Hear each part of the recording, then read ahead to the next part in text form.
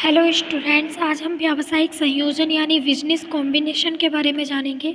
18वीं शताब्दी के अंत में इंग्लैंड में हुई औद्योगिक क्रांति तथा विश्व के अनेक देशों द्वारा मुक्त व्यापार नीति अपनाई जाने के कारण व्यावसायिक जगत में प्रतियोगिता अपनी चरम सीमा पर पहुंच गई थी।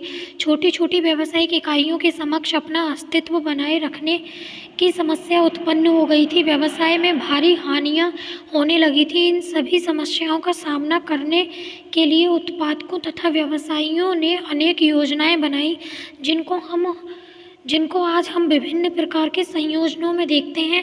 इसी एकता की भावना ने व्यावसायिक संयोजनों को जन्म दिया। प्रोफेसर हेने ने भी अपनी प्रसिद्ध पुस्तक व्यावसायिक संगठन में लिखा है कि प्रतिस्पर्धा संयोजन की जननी है। भारत में व्यावसायिक संयोजन प्रबंध अभिकर्ता प्रणाली की ही देन मानी जाती है, क्योंकि इसी प्रणाली के अंतर्गत एक ही प्रबंध के अंतर्गत अनेक व्यावसायिक इकाइयां का प्रबंध संचालन किया जाता था। इसके परिणामस्वरूप भारत में जूट, कपड़ा, सीमेंट, चीनी, लोहा एवं इस्पात, कोयला, कागज, दिया सलाई, खनिज तेल आदि उद्योगों में संयोजनों का जन्म एवं विकास हुआ।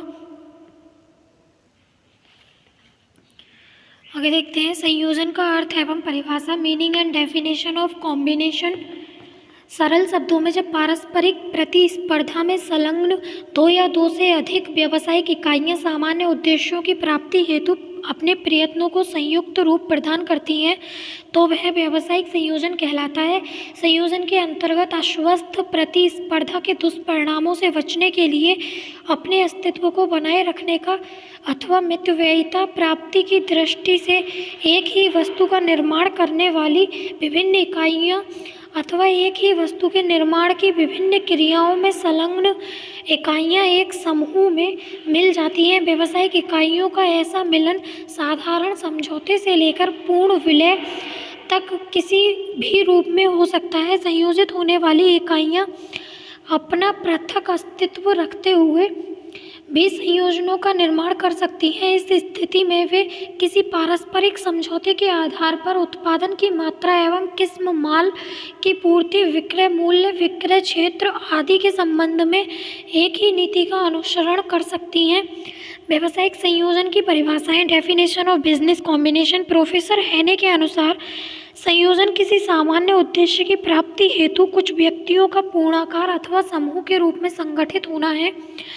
Doctor M.L. कोठारी के अनुसार संयोजन से आशय विनियोजित पूंजी पर अधिकाधिक लाभ अर्जित करने के उद्देश्य से किन्हीं दो या दो से अधिक एकाकी अथवा समामेलित औद्योगिक इकाइयों को औपचारिक अथवा अनौपचारिक रूप से मिलाने से है, जो समान अथवा विभिन्न प्रकार की वस्तुओं का उत्पादन कर रही हैं अथवा किसी वस्तु के निर्माण की क्रमबद्ध प्रतिक्रियाओं में लगी हुई हैं। Doctor L.A. जोशी के अनुसार औद्योगिक संयोजन को आर्थिक संगठन की एक ऐसी रीति के रूप में परिभाषित किया जा सकता है जिसके अंतर्गत न्यूनाधिक पूर्णता वाले सामान्य नियंत्रण के अधीन ऐसी अनेक इकाइयों को आबद्ध किया जाता है जो पहले स्वतंत्र इकाइयों के रूप में कार्य करती रही थी अथवा कर सकती थी। पारस्परिक प्रतिस्पर्धा का उन्मूलन करने, सहयोग की भावना को प्रोत्साहित करने एवं जनहित की दृष्टि से किया हुआ विभिन्न औद्योगिक इकाइयों का एकीकरण ही संयोजन कहलाता है। अतः कह सकते हैं, व्यावसायिक संयोजन की उपरोक्त परिभाषाओं का अध्ययन करने के पश्चात निष्कर्ष रूप में सरल शब्दों में व्यावसायिक संयोजन की परिभाषा इस प्रकार दी जा सकती है कि व्यावसायिक संयोजन से आशय किसी व्यवसाय में संलग्न विभिन्न इकाइयों का निश्चित समझौते के अंतर्गत सामान्य उद्देश्यों की पूर्ति के लिए एक सूत्र में बंध जाने से है। व्यावसायिक संयोजन के लक्षण अथवा विशेषताएं। Characteristics of essentials of business combination. उपरोक्त परिभाषाओं का विश्लेषण करने के पश्चात व्यावसायिक संयोजन की विशेषताएं इस प्रकार हैं। संयोजन किसी व्यवसाय में संलग्न दो या दो से अधिक इकाइयों का एक संघ है। संयोजन की स्थापना किसी सामान्य उद्देश्य की पूर्ति के लिए की जाती है। व्यावसायिक संयोजन से इकाइयों में पारस्परिक सहयोग की भावना जागृत होती है। संयोजित होने वाली इकाइयां अपना पृथक अस्तित्व बनाए भी रख सकती हैं अथवा समाप्त भी कर सकती हैं। संयोजन करते समय जनहित की उपेक्षा नहीं की जा सकती। व्यावसायिक संयोजन और औद्योगिक संयोजन में दोनों में कोई अंतर नहीं है। संयोजन स्थायी अथवा अस्थायी दोनों प्रकार का हो सकता है। संयोजन द्वारा व्यावसायिक इकाई पारस्परिक प्रतिस्पर्धा को कम करने का प्रयास करती है। संयोजन के लिए कम से कम दो इकाइयों का होना परम आवश्यक है। संयोजन की स्थापना के लिए संबंधित इकाइयों के मध्य पारस्परिक समझौता होना आवश्यक है। संयोजन औपचारिक अथवा अनौपचारिक किसी भी प्रकार का हो सकता है। संयोजन रूपी संघ का संयोजन बनाने वाली इकाइयों पर आंशिक अथवा पूर्ण नियंत्रण रहता है। व्यावसायिक संयोजन के कारण आधार प्रेरक तत्व cases basis motivating factors of business combination, इसके दो कारण हो सकते हैं, प्रमुख कारण और सहायक कारण। संयोजन आंदोलन के कारण अत्यंत जटिल एवं मिश्रित हैं। विभिन्न कारण आपस में इतने अधिक मिलते जुलते हैं कि उनका स्पष्टीकरण सहज रूप से संभव नहीं है। उदाहरण, प्राकृतिक कारणों में आर्थिक कारण मिल गए हैं। यहाँ पर उनका संक्षिप्त स्पष्ट वर्णन करने का प्रयास किया गया है। इस प्रकार संयोजन आंदोलन के प्रमुख कारण का आधार अथवा प्रेरक तत्व है। प्रमुख कारण गलाकाट प्रतिस्पर्धा का अंत करने के लिए स्वतंत्र प्रतिस्पर्धा जब अपनी चरम सीमा पर पहुंच जाती है तो वह गलाकाट प्रतिस्पर्धा का रूप धारण कर लेती है। इससे मूल्यों का तेजी से गिरना प्रारंभ हो जाता है, जिससे सभी व्यापारियों तथा उद्योगपतियों को हानि होने लगती है। यहाँ प्रतिस्पर्धा इंग्लैंड में सन 1875 से 1895 तक की अवधि में अधिक तीव्र हो गई थी, जबकि व्यापार में लाभ की अपेक्षा हानि होना ही एक साधारण सी बात थी। इस प्रकार की परिस्थिति अधिक समय तक नहीं चल सकती, अतः शीघ्र ही प्रतिस्पर्धा करने वाले व्यवसायी आपस में कोई न कोई समझौता करने के लिए विवश हो जाते हैं। इस प्रकार व्यावसायिक संयोजनों का निर्माण होता है। इस संबंध में प्रोफेसर रैनी ने ठीक कहा है कि प्रतिस्पर्धा संयोजनों की जननी है। बड़े पैमाने पर उत्पादों से लाभों का आकर्षण आधुनिक युग बड़े पैमाने के उत्पाद का युग कहलाता है। उत्पादकों को बड़े पैमाने पर उत्पाद करने के आंतरिक तथा बाहरी मितव्ययिताओं का लाभ होता है। इससे न केवल उत्पादन तथा वितरण संबंधी व्यय कम होते हैं, बल्कि उनकी साख तथा अन्य साधन भी पर्याप्त विस्तृत हो जाते हैं तथा प्रतिस्पर्धा करने की शक्ति भी बढ़ जाती है। अतः व्यावसायिक संयोजन का निर्माण होता है। व्यापारिक चक्रों के प्रभावों को रोकने के लिए वर्तमान अर्थव्यवस्था का मुख्य लक्षण समृद्धि तथा अवसाद है। व्यापारिक चक्रों ने भी अनेक संयोजनों का निर्माण किया है। समृद्धि के समय नूतन स्वार्थों का विकास होता है। अधिक लाभ प्राप्त करने के उद्देश्य से नए नए स्वार्थों की स्थापना होने लगती है। समृद्धि के समय कमजोर स्वार्थों को भी जीवित रहने का अवसर मिलता है।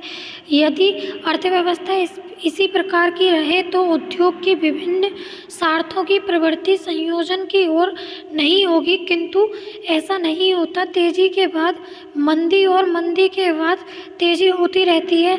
मंदी के समय निर्बल स्वार्थों का जीवित रहना असंभव हो जाता है तथा व्यवसाय की जोखिम में वृद्धि होने लगती है। परिणाम स्वरूप व्यावसायिक संयोजनों का निर्माण होने लगता है। सहायक कारण औद्योगिक महत्वाकांक्षा। बड़ा बनने एवं बड़प्पन करने की मानवीय महत्वाकांक्षा ने औद्योगिक संयोजनों के निर्माण में सहयोग दिया। इतिहास इस बात का साक्षी है कि अतीत में विभिन्न प्रबंध अभिकर्ताओं ने विभिन्न प्रकार की कंपनियों का प्रवर्तन करके उन पर एक छत्र नियंत्रण स्थापित किया। एकाधिकार की अभिलाषा। व्यापार में एकाधिकार प्राप्त करने की अभिलाषा ने इतना जोर पकड़ा कि प्रतियोगियों ने अपने व्यक्तिगत हितों की अपेक्षा करके सामूहिक तरीकों से कार्य करना आरंभ किया। यह प्रवृत्ति इतनी अधिक बढ़ी कि जनता के हितों की रक्षा करने के लिए सरकारों को इस दशा में हस्तक्षेप करना आवश्यक हो गया। लीफमैन के अनुसार पूंजी जोखिम लाभ की विषमता एकाधिकार की इच्छा ने संयोजन आंदोलन को जन्म दिया है। अनुकूल प्रतीत होता है उद्योग की विभिन्न क्रियाओं के समन्वय स्थापित करने के लिए एक ही उद्योग की विभिन्न क्रियाओं के समन्वय स्थापित करने के लिए उस उद्योग की कार्यक्षमता में वृद्धि होकर उत्पादन शीघ्रता एवं सुगमता से किया जा सकता है। इससे व्यावसायिक संयोजन आंदोलन को प्रोत्साहन मिलता है। प्रशुल्क एवं संरक्षण नीति। कभी कभी प्रशुल्क एवं संरक्षण नीति भी संयोजन का कारण बन जाती है। जब औद्योगिक संरक्षण के कारण सरकार विदेशी माल को देश में आने से रोक देती है तो देश के उत्पादकों को इस बात का शुभ अवसर मिल जाता है कि देश के अंदर की प्रतिस्पर्धा समाप्त कर दें। भारत का शुगर सिंडिकेट इसका ज्वलंत उदाहरण है। यातायात एवं संदेश वाहन के साधनों में सुधार। यातायात एवं संदेश वाहन के साधनों में सुधार हो जाने से बाजार का क्षेत्र अधिक व्यापक हो जाता है, जिसके कारण राष्ट्रीय तथा अंतर्राष्ट्रीय स्तर पर प्रतिस्पर्धा होने लगती है। अतः प्रतिस्पर्धा से होने वाली हानि को रोकने के लिए व्यावसायिक संयोजनों का निर्माण होता है। सरकारी नीति संयोजनों के विकास में सहायक अथवा बाधक हो जाती है। कभी कभी सरकार संयोजनों को प्रोत्साहन करती है, जैसे भारत में रिजर्व बैंक के आदेश पर पंजाब नेशनल बैंक तथा हिंदुस्तान कॉमर्शियल बैंक का संयोजन किया गया। सरकार राष्ट्रीयकरण द्वारा भी प्रत्यक्ष रूप से संयोजन की स्थिति उत्पन्न कर देती है। जर्मनी में उत्पादक संघों का विकास सरकारी प्रोत्साहन के कारण ही हुआ है। नियंत्रण की सुविधा।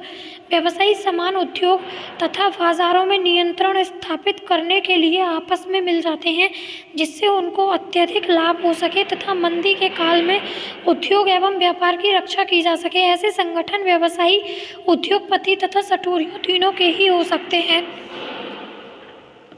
औद्योगिक एवं तकनीकी परिस्थिति। औद्योगिक एवं तकनीकी परिस्थितियों के कारण संयोजन आंदोलन को पर्याप्त शक्ति मिली है। मशीन युग के आगमन से विश्व की मांग तथा आवश्यकताएं विभिन्न हो गई हैं। इन आवश्यकताओं की पूर्ति के लिए बड़ी बड़ी निर्माणशालाओं और उत्पादनशालाओं की आवश्यकता होती है। यातायात की उन्नति ने विश्व के बाजार का क्षेत्र और भी विस्तृत कर दिया है। औद्योगिक संगठन एवं यंत्रणों के कारण बड़े पैमाने पर उत्पादन होने लगा। इस परिस्थिति से विवश होकर वैज्ञानिकों ने नए नए आविष्कार किए। इसलिए औद्योगिक एवं तकनीकी परिस्थिति के कारण उद्योगों का समायोजन होने लगा। विश्व व्यापक बाजार में यह संभव हो गया कि कोई भी एक उद्योग अपना व्यापार अलग से चालू रख सके। इसलिए विभिन्न व्यापारों को परस्पर संयोजन में आना अनिवार्य हो गया। आई होप आपको ये वीडियो पसंद आया हो। वीडियो पसंद आए तो वीडियो को लाइक एंड शेयर करें। चैनल को सब्सक्राइब करना बिल्कुल ना भूलें। मिलते हैं नेक्स्ट वीडियो में नेक्स्ट टॉपिक के साथ। तब तक के लिए टेक केयर।